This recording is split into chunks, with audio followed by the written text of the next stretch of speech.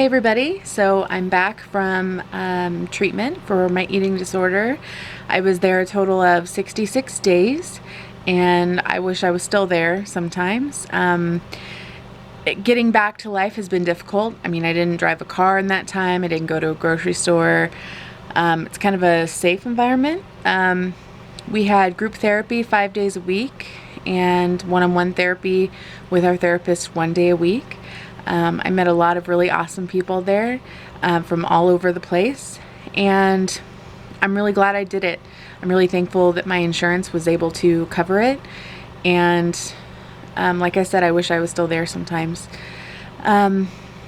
So I wanted to kind of give an idea of what I learned in treatment, and I hope it helps you guys that are struggling.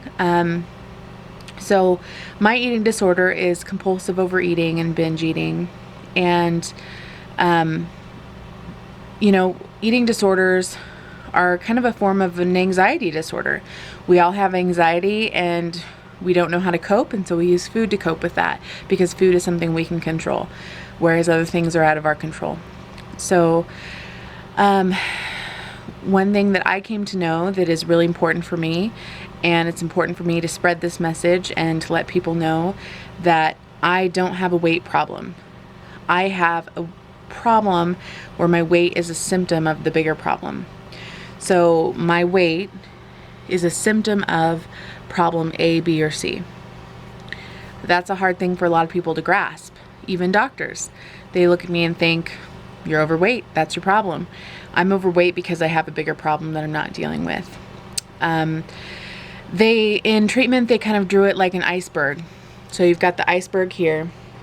Here's the water level.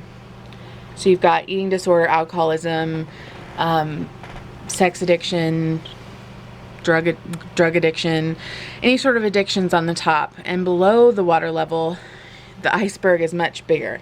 So, it goes down to here. And it's what you don't see. And they classified that as 3 things. Number 1, codependence. Number 2, toxic shame. And number 3, fear of abandonment. Fear of abandonment is self-explanatory. Codependence, same thing. Codependence is where you get your esteem from other people. So if other people are having a bad day, you're having a bad day too. If people are happy, it makes you happy. We should be able to be happy on our own. Toxic shame. So there's 2 different types of shame: healthy shame and toxic shame. Healthy shame is where, say, say I binged on donuts.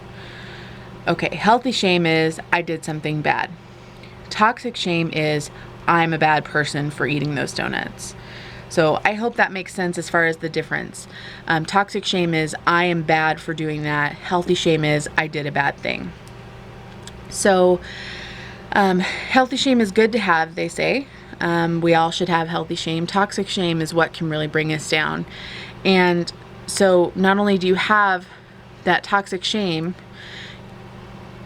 it kind of goes in a cycle. So you're feeling bad about yourself, so you binge, then you feel worse. So not only are you feeling bad about that occasion, now you're feeling bad about all of the previous occasions you had where you binged.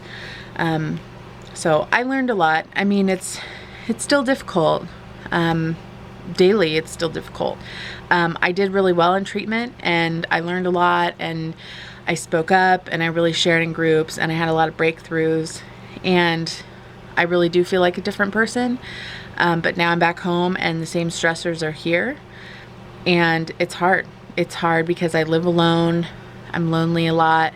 And so I have to make myself get out there and make more friends, or make myself go to meetings and groups. I haven't went back to work yet. I go back to work in about a week. So I think that'll help as far as being lonely, and that'll give me something to do during the day. But I just don't want my life to be based on my work like it had been before, because I can do so much more than that.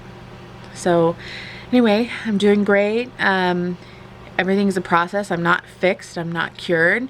I learned a lot, and I hope to help other people learn as well.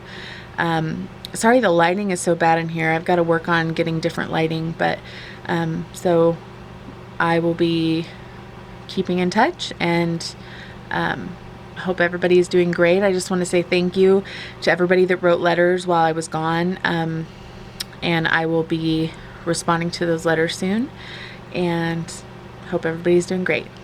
Bye.